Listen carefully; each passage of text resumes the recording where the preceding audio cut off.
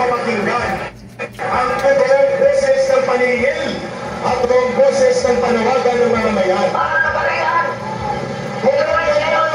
Si Captain Dato, tinatawagan natin kung pwede lumaki sa harap at nakapagbigay dito sa amin na kapayani ng inyong panawagan. Captain Dato, ayun po.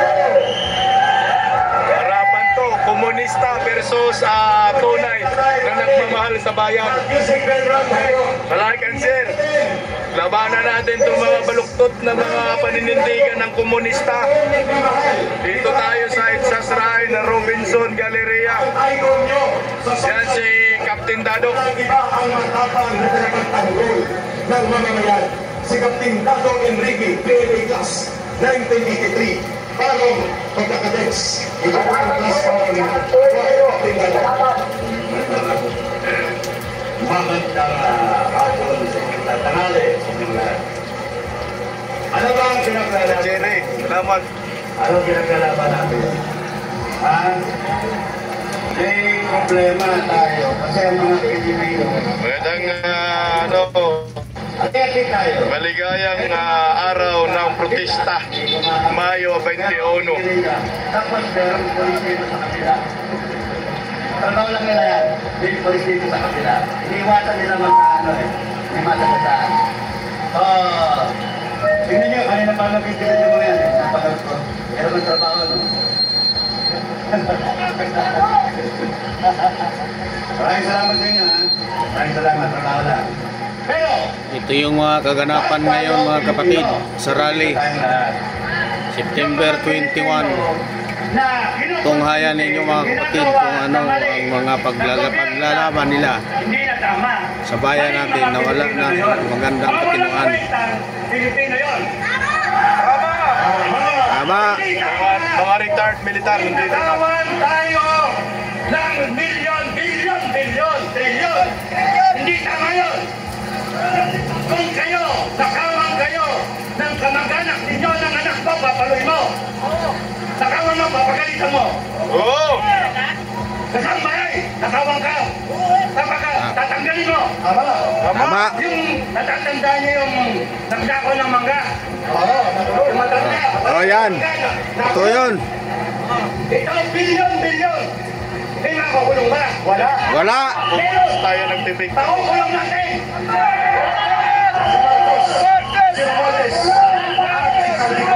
At mga lipulis sila. Kung si Marcos nagsasabi,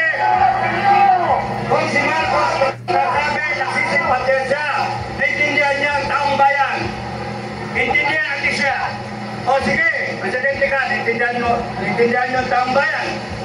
Pero, kung totoo ka, kung hindi ka, ito, bakit walang all departure order ang mga magnanakaw na ito? Pinatakas na. Bakit walang bis sa asset ng mga walang yang ito?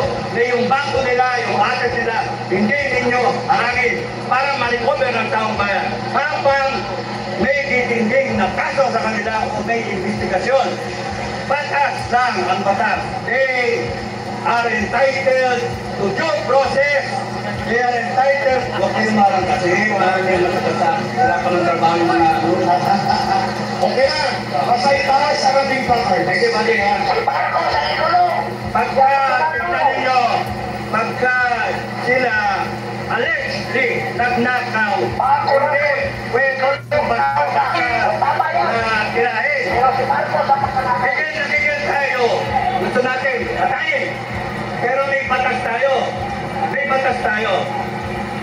Yung they are entitled to their day in court. They should defend themselves. Pero tama lang na dahil sa sila na ibigay dapat harangin sila, di sila umalis sa bansa. Dapat lang lahat ng ari-arian ay harangin. Yung day custody ng ari-arian nila. Hindi dapat silang tanggalin yung baliwalain. Pero yung pompong, wala pang nangyayari gano'n. Panay, imbestiga. Walang mangyayari. Sa tingin nyo ba yung makukulong?